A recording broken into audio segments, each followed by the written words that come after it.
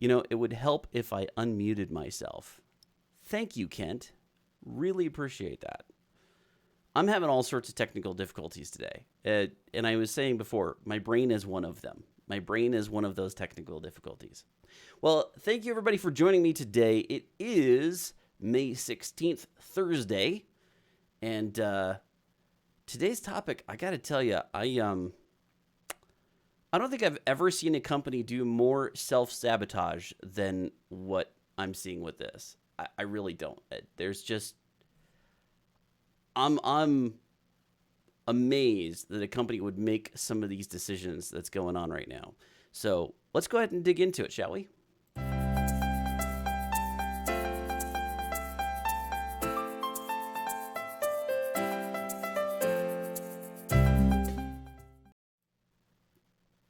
All right, so a company that's committing self-sabotage.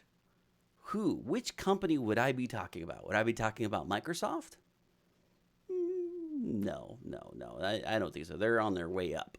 For everything I'm seeing from Microsoft is, to the moon. It's really, really good stuff from Microsoft recently. Satya, I got to admit, Satya Nadella is doing a fantastic job of turning around the culture of what Microsoft used to be. So it's not Microsoft. Who would I be talking about? What company is committing self-sabotage? Would I be talking about like Disney? No, they're doing some stuff that it's like, but I think they're trying. Like they're trying to just put a good face to bad stuff, and that's one thing. Could I be talking about like HBO and Game of Thrones? No, nothing like that. As a matter of fact, I'll give you a little hint. It's technology related, okay? It's technology related. Really, really big name in the industry, too. Huge name. Who the heck would be committing sabotage, self-sabotage? Well, all right. So let me just start off with this. I'm going to switch over to my screen here so you guys can see this. Oracle has basically handed over the reins of OpenJDK 8 and OpenJDK 11 to Red Hat. Now, Red Hat is IBM. So, Red Hat is owned by IBM, I should say. So, Red Hat has taken control over the two popular versions of open source Java. So, for those of you who are not fully understanding of the Java ecosystem, there's other versions, but there's two major versions of what we call the Java development kit. There's the one maintained by Oracle, and there's the one maintained by, that's just basically OpenJDK. So it's an open source JDK. But Red Hat and Oracle were both kind of in charge of OpenJDK. And it was basically just handed over to Red Hat recently. So this was back in April. Right, so this was April, the day before my birthday earlier this year. And I think that this was pretty good. Like, from a perspective of Oracle, this was probably not a bad idea. Let some of the older versions of OpenJDK, which Oracle is in charge of the official Java, right? Oracle purchased Sun Microsystems a while back, and with that came the Java programming environment, right? We got the JVM, we got the Java programming language, and all sorts of other things. And Java, of course, is one of the most widely used, if not the most popular language to be used for enterprise. So Red Hat assumes ownership of the OpenJDK. Now, OpenJDK is, again, open source. Version 8 is really it's really version 1.8, but they call it version 8. That's probably the most widely distributed and used version of Java right now is Java 8. Okay, it's kind of the most widely used standard today.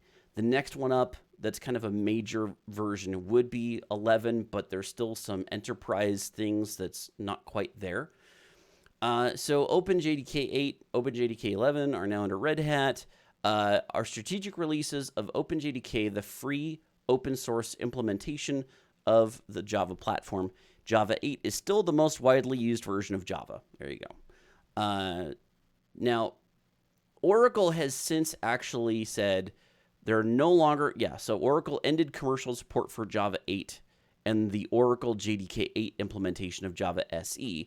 SE is the standard edition. So there's two different versions. There's the standard edition, then there's the enterprise edition. And the enterprise edition is where you get a lot of stuff like the Java messaging system.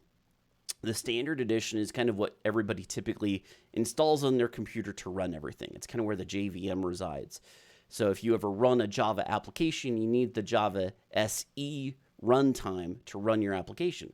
The Java EE is basically like this set of standards that Java has for enterprise stuff, right? If you're wanting to build microservices and have them all communicate with each other through like JMS or do some, just basically the enterprise standards, that is all Java EE. So Oracle then also transitioned support and maintenance of the Java Platform Enterprise Edition. So this is the Java EE, not the SE, this is the EE, over to the Eclipse Foundation, where it's now known as Jakarta EE. And this is important, okay? So they're handing over basically the Enterprise Edition of Java over to the Eclipse Foundation, which is a nonprofit organization that includes like IBM and Oracle, okay? But they're transitioning support and maintenance of that Enterprise Edition over to the Eclipse Foundation, Jakarta. Now, Eclipse has decided to rename this, not Java EE, but Jakarta EE, okay? Now, so Oracle suspends commercial support for Java 8 and Oracle JDK 8 implementation of Java SE back in January of 2018. All right, so this all sounds great. Both Red Hat and the parent company IBM are going to be interested and willing to support the public and free maintenance of these Java long-term service releases for a longer period than Oracle intended. Because, again, like Java 8's been around for like 3 years, I think. So Oracle wanted to stop having to support. They wanted to build some new things with it. So hand over support over to the OpenJDK community and let them do long-term support and maintenance, which makes sense. From Oracle's perspective, they don't want to have the resources to do this. If there's an open source community and there's a nonprofit organization that can head up the maintenance of an older release that is basically every enterprise that's out there is using right now, then great. Okay, that's fantastic for Oracle. Makes total sense. Quote, there are so many other companies jumping on the OpenJDK support bandwagon, which is nice to see, but very few of them really have the expertise to do full stack support of OpenJDK, said an enterprise Java developer for a systems provider who asked not to be named. Now, I love the end of this.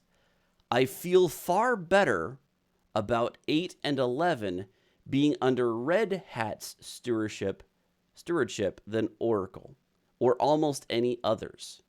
They've done more to keep Java honest than just about anyone else. Okay, so that's kind of a feeling in the community, is Oracle has not exactly taken the reins of Java and done much with it. So OpenJDK is, being the stewardship of Red Hat, a lot more people feel a little bit more comfortable. But now Red Hat stewardship other than Oracle, or almost any others, right? Oracle has little interest in older versions of Java other than to charge customers for them. I think you guys are starting to see where I'm going with this. So, said Cameron Purdy, CEO of, I don't even know how, Exquisite? Yeah, Exquisite, there we go. Okay. Companies like IBM and Red Hat are basically forced to do this. Otherwise, they cannot provide long-term support for their own products. Again, because Java 8 is pretty much the de facto Java standard across all the enterprises, and it's old. Oracle hasn't really done anything new with it. So why change? The Java EE is basically still Java 8. So why?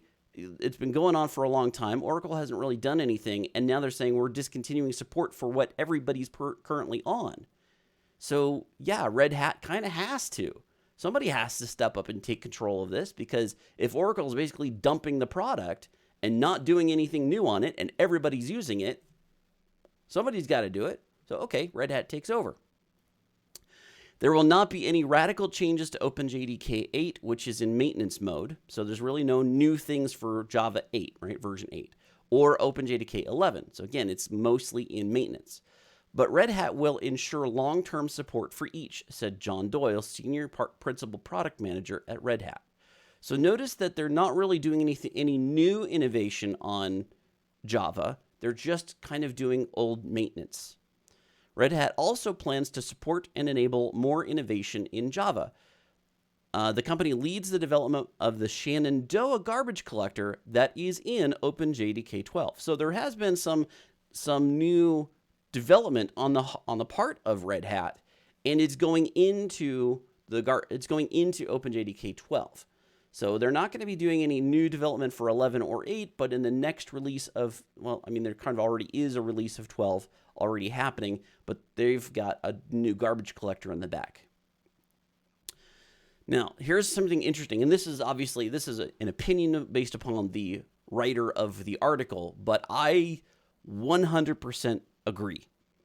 Despite Java's continued popularity, some people believe the programming language's best days are behind it. While still important and definitely not legacy, Java is not one of today's growth technologies.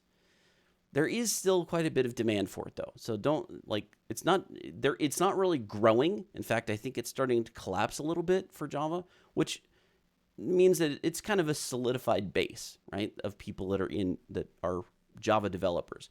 It's not really growing, but there is still an extremely high demand because a lot of businesses are still based upon Java for their enterprise.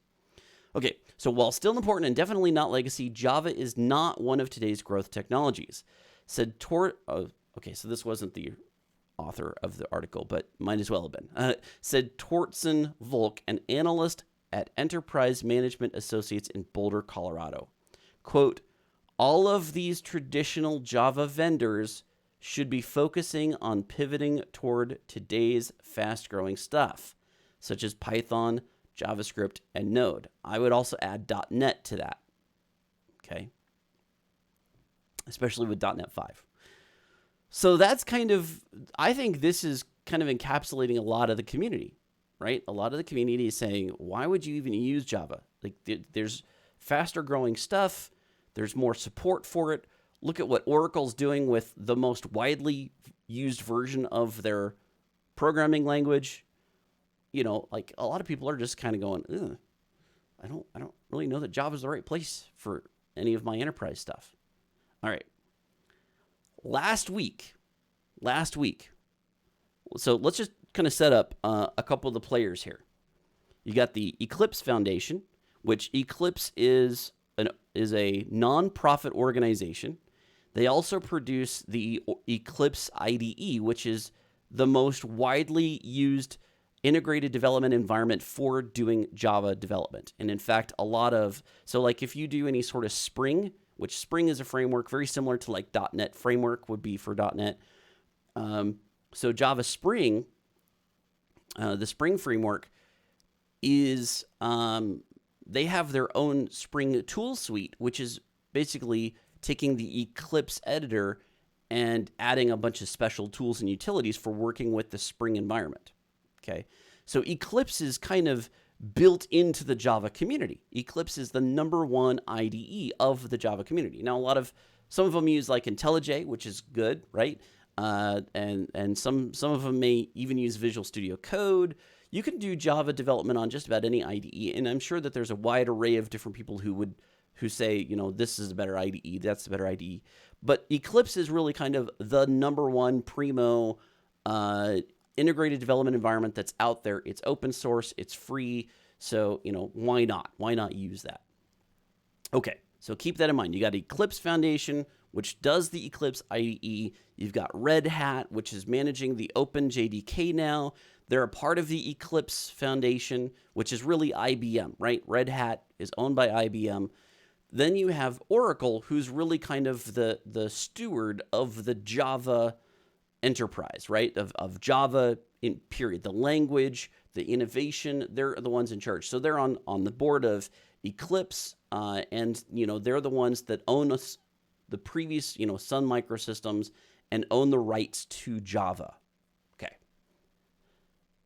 I saw this article pop up on my screen, and I didn't even realize that last week any of this happened. And I don't know why it slipped past me, but this article just like threw it up at me. Oracle has imposed requirements on the Eclipse Foundation that mean even the Java trademarks in the open source version won't be feasible. Let me say that again. Oracle has imposed requirements on the Eclipse Foundation that mean even the Java trademarks in the open source version won't be feasible. So you can't use Java in Eclipse. The Eclipse Foundation cannot use Java. Okay?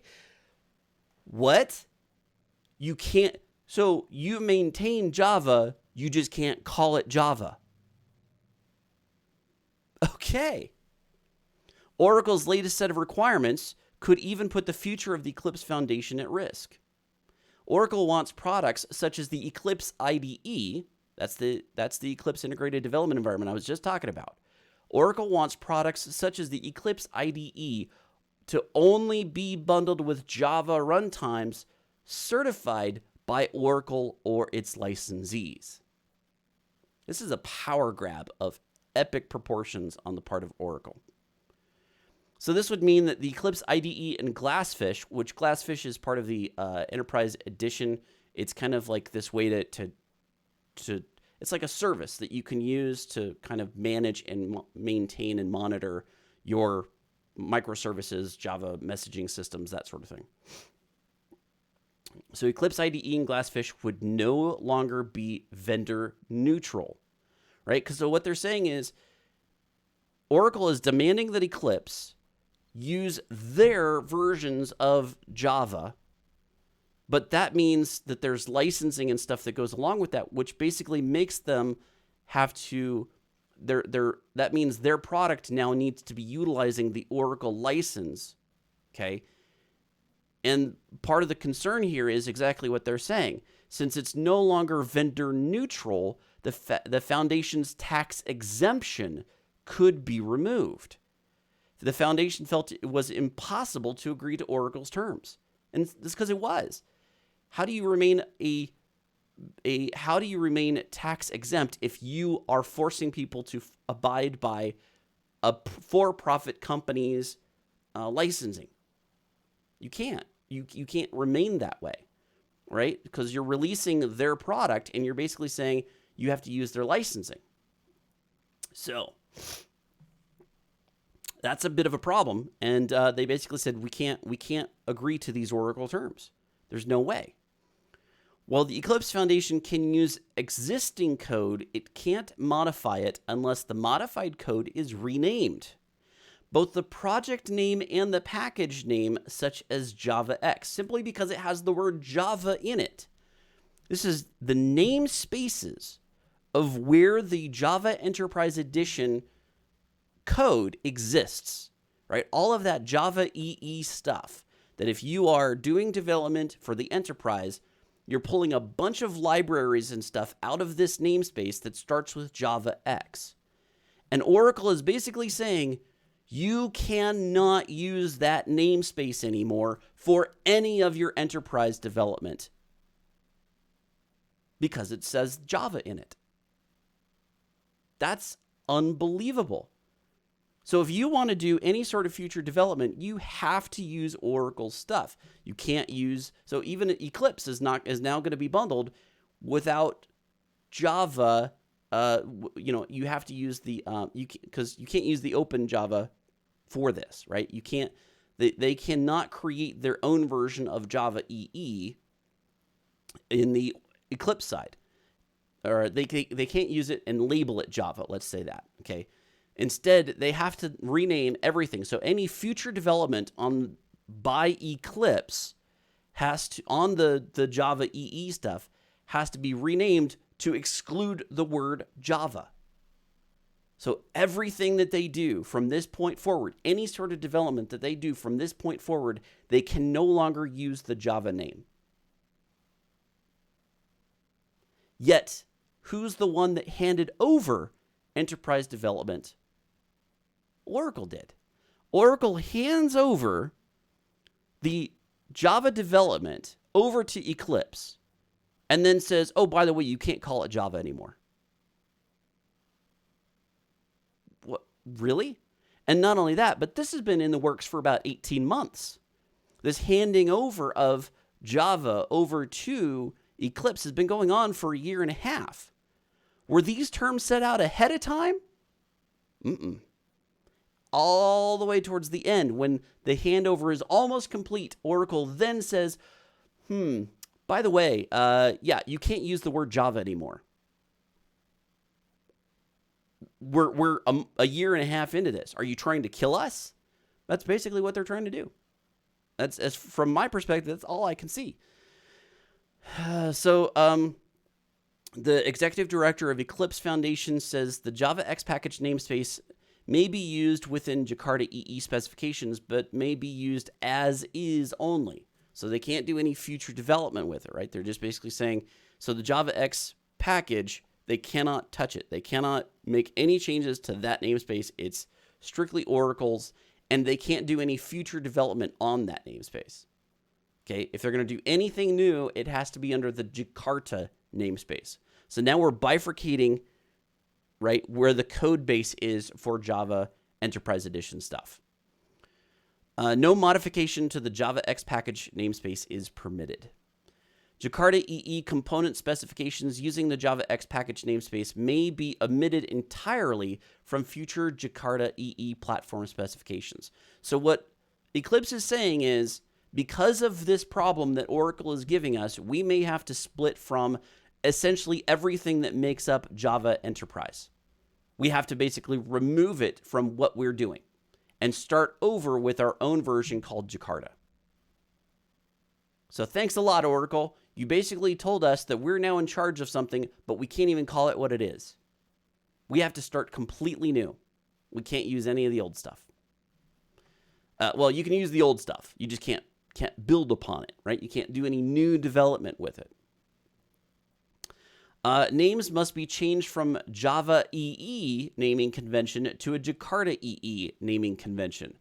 This even includes acronyms such as EJB, JPA, JAXRS, and even JMS, Java Messaging System. Can't say that anymore. It's got Java in it.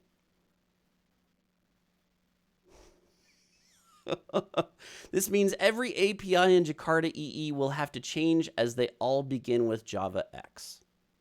Every API, every single API that is Enterprise Edition is Java X.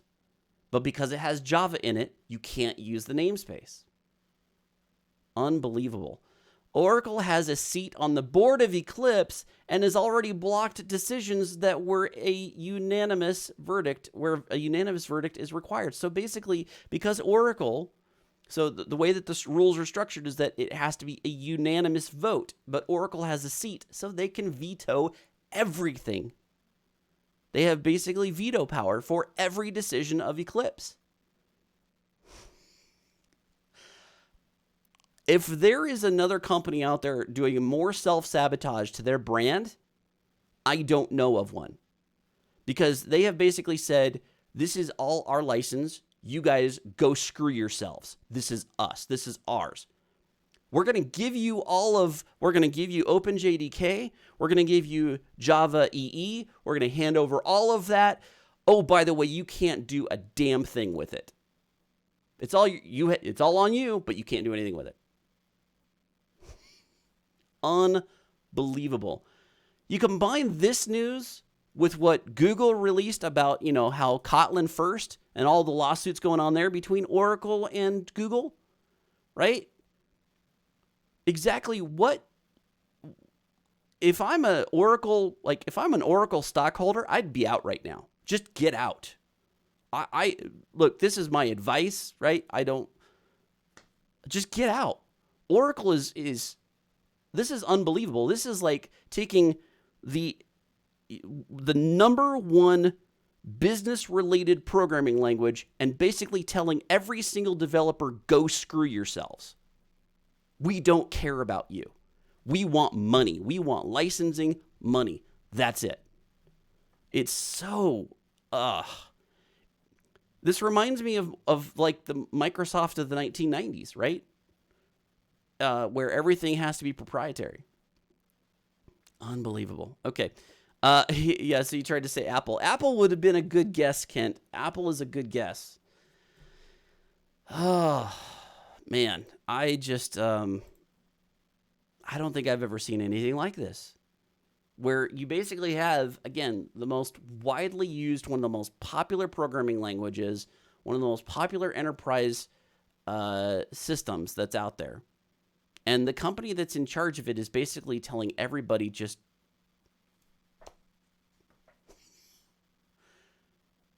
Apple's a good guess. I mean, Apple's kind of doing some of that stuff too, but not to this grand a scale. Not anywhere near this grand a scale. Like, Apple's kind of screwing over their customers in a lot of ways, as far as like the way that they're building their products and the way that you can't get support for their products. Like, they just really want you, oh, your fan motor's out on this thing. You need to buy a new laptop. Your fan motor's out, so buy a new laptop. That's basically where they're getting with Apple. It's like, if anything is wrong at all with it, yeah, see, we found this water damage. Yeah, we found there's water damage. Really? Like, how is there water damage? Well, you must have done something, because here, this indicator on this thing says that it's got water damage. But I didn't go near any water with it. Too bad. We see that there's water damage. So it's out of warranty, and therefore you need to buy a new laptop. But I just need a fan motor replaced. Too bad. You got to buy a new laptop. That's kind of where Oracle's going, or where Apple's going right now. With Oracle, though, this is like, you businesses, you companies that are using our platform, screw you. We're going to hand over all the support over to this other company, over to this foundation, but we're going to basically make it so that they can't do anything with it. They are totally screwed. So if you still use any of this stuff, sorry, too bad. No soup for you. All right, let's see what other kind of pop-ups here on the chat do we have. Here, SAA Consulting popped up something here. Let me approve that. Oracle has always been the worst money-grubbing, arrogant a-holes with MySQL, MariaDB, PostgreSQL, and moves to NoSQL. They don't have their enterprise DB customers by the throat anymore. Yeah, I mean, once you have, Eclipse basically now running EE, and then you have OpenJDK essentially being the de facto, maintainers of what everybody's using for Java. Yeah, absolutely. I would agree with that. I think that they've lost their stranglehold on enterprise, and it's starting to show. And honestly, like, this is good news, I think, for just about every other company that is in the programming sphere, right? This is good news. If I'm Microsoft, I'm like, yeah, hell yeah, right? We just announced .NET 5, which is going to unify all the platforms. You're going to be able to even do front-end development inside the browser. With Blazor, you're going to have iOS and Android support. You're going to have, like, everything's going to be unified. You can have the same libraries for everything. Microsoft is going that direction. Like, we want developers. Hey, we acquired GitHub. Why did we do that? Because we want developers on our side. Why are we releasing Visual Studio Code cross-platform? Because we want developers. We want developers on our side. We need developers because the content is king. No platform is worth its salt if you don't have developers using it and building things with it. Microsoft gets that. Oracle clearly does not. They think that they're just going to be able to bully their way into everybody paying them for licensing. That's what they think. I do like MySQL, by the way. I do think MySQL is a very good database. I don't know that there's been all that much development on it, but it's been, it's a solid database. I like the fact that they do have a JavaScript command line that you can work with in order to do some NoSQL stuff with MySQL. So you can do like a document DB with MySQL. A lot of people don't know that, but you can. Just like PostgreSQL is both a traditional RDBMS as well as a NoSQL database. So, both MySQL can do that as well. You can handle both type of things. So that's one good product. I wonder how they're going to screw that up too. Anybody have any other questions for me? I'm going to give you guys a little bit of time. I'm going to do my musical thing here while you guys had some questions.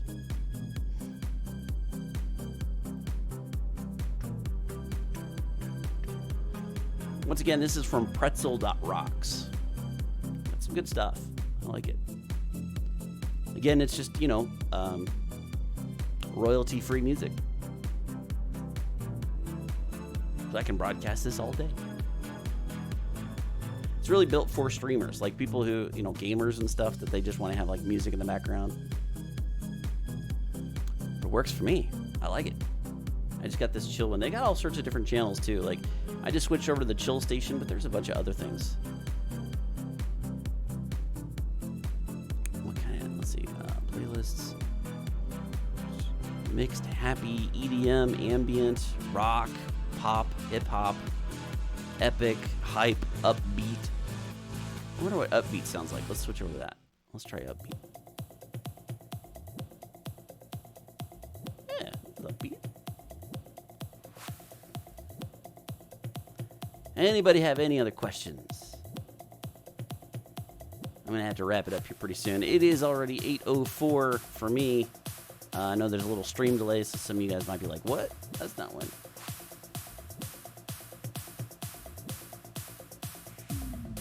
Here we go. SAA Consulting says, brings to mind the SCO lawsuits and last grab against IBM, Novell, and other Unix variants 20 years ago. Yep, that's exactly what I'm talking about.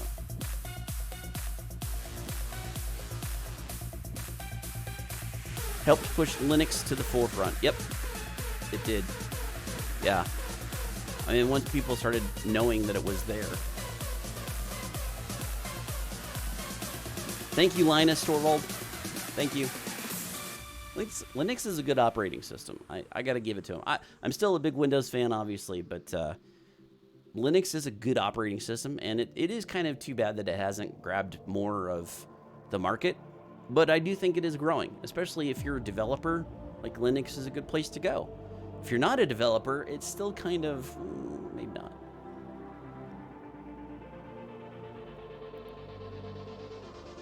All right. I think I'm going to go ahead and wrap it up here, guys. Thank you so much for joining me today. I really appreciate it. You guys are awesome. Turn this down a little bit. You guys are awesome. Like, I could not do this without you. I really appreciate your support, and thank you so much for coming on here. Boy, I don't know what's going on with Oracle. I don't know what their thought is, because this is just killing the Java brand, right? It's absolutely destroying the Java brand. And unless they do something really monumental to try to bring in the developer community to overturn what's basically turning into the worst opinion for a company I think any developer could have. Microsoft used to hold that mantle, right? Like, Microsoft was very much, you're either with us or you're against us. And of course, there's the Steve Ballmer, open source is cancer, right? Like, that's the attitude Microsoft had for the longest time. And boy, if Oracle isn't taking on that kind of philosophy right now, right? That's kind of what it feels like, is they're just kind of like, screw you guys. We want all the licensing under us. And you guys can't, we're going to hand over everything to you guys. We're going to hand over the keys to the kingdom to you guys, but screw you. At the last minute, we're just going to go ahead and change all the locks. Here's the keys to the kingdom, but we're going to go and change all the locks. That's essentially what Oracle has done. That's a good way of putting it. All right, guys. Hope you guys have a wonderful day, and I will see you tomorrow for, don't forget, it is live Q&A day where you guys get to ask me questions, right? It's all live, unscripted, and it's up to you guys to determine what the topic of the day is. So come and join me tomorrow. Once again, 7:30 a.m. Pacific time. We do this every day, but Fridays is your turn. So can't wait till then. Thanks for watching today. Bye-bye.